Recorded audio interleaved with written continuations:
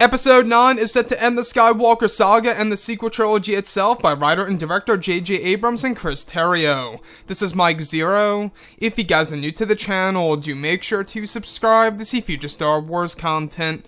Now, one thing that a lot of people are truly looking forward to and are very curious about is, of course, the first set of footage of this film, in the form of a teaser trailer, that'll allow us to see the official tone of the movie by J.J. Abrams, and his vision for the final installment of this current trilogy. Now, these past couple of weeks or so, we've been learning a whole lot more about this film when it comes to some of the set leaks, the set designs, the concept art and storyboard descriptions, etc. One of which has all to do with the teaser trailer and shot descriptions consisting of it. Specifically, shot descriptions consisting of Rey riding a speeder on a desert world being chased by 10 other speeders that appear to be natives to this new world. It's described that the creatures on the speeders are firing blasters at Rey. The next goes over Kylo Ren holding Darth Vader's melted helmet in a similar fashion to William Shakespeare's Hamlet.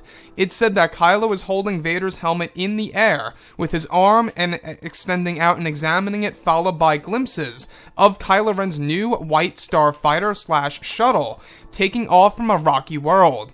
Another of which describes a tall castle structure with a bridge showing Rey leading an army of resistance fighters across the bridge to a standoff against an army that does not appear to be stormtroopers.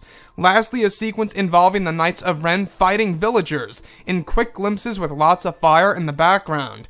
One of the knights is said to be fighting with a spear. So, I really want to go over a couple of parts about this that are getting me very intrigued about this movie. Now, the one that really does mystify me has all to do with this castle structure with the bridge going across it, where Rey is leading an army of resistance fighters. However, there are a group of other enemies in front of Rey, and we're not quite sure exactly who they are because these, groups of enemies are actually described to not be stormtroopers of any kind. So, we do know that a new threat is going to come into fruition in Episode 9 that's going to make Kylo Ren feel vulnerable in this movie.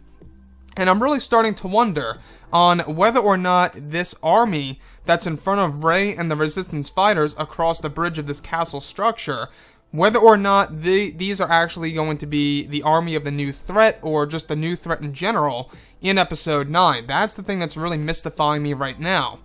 Now, the other of which that really does intrigue me is how Kylo Ren is holding Darth Vader's melted helmet in a similar fashion to William Shakespeare's Hamlet. So, the traditional thing from Hamlet is when you have the whole entire skull being pretty much, raised in mid-air by use of the arm.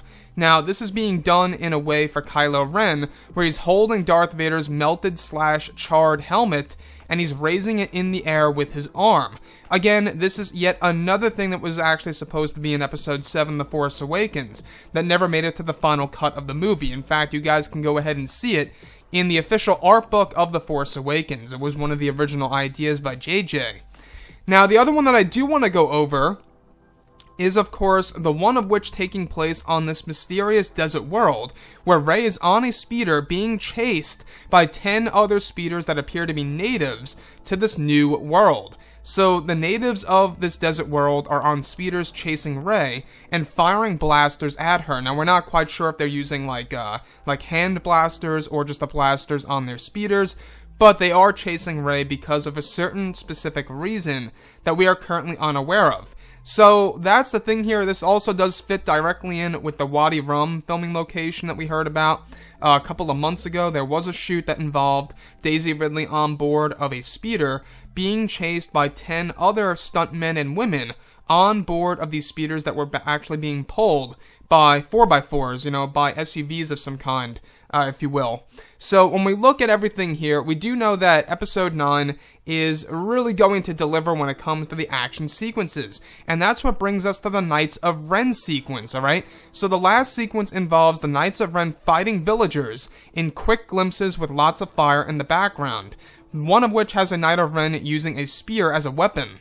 So, I believe that this is a continuation of the flashback scene that we got in The Force Awakens, or the flash forward, if you will. Whatever it really was in Episode 7, we're not quite sure.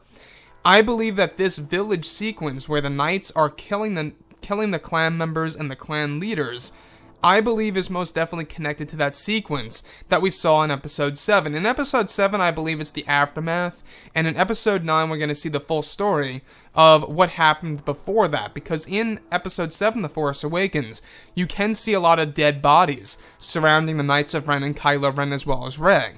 So with that being said, guys, what do you make out of all of this? I think that the castle structure sequence is the thing that mystifies me the most out of all of this, because there's an army that Rey and the Resistance fighters are approaching, and it's described that these are not stormtroopers of any kind. And we also know that a new threat is going to be making their debut in episode 9 in order to really open up possibilities of future Star Wars movies, most likely a great entrance into the new Star Wars trilogy, either the one by Rian Johnson or the Game of Thrones guys. Anyways, guys, drop a comment below. Let me know what you think about all of this in the comments. And if you guys did enjoy the content for today, do make sure to drop a thumbs up on this video to support the channel. I thank you all so very much for the kind support, and I'll catch you guys next time.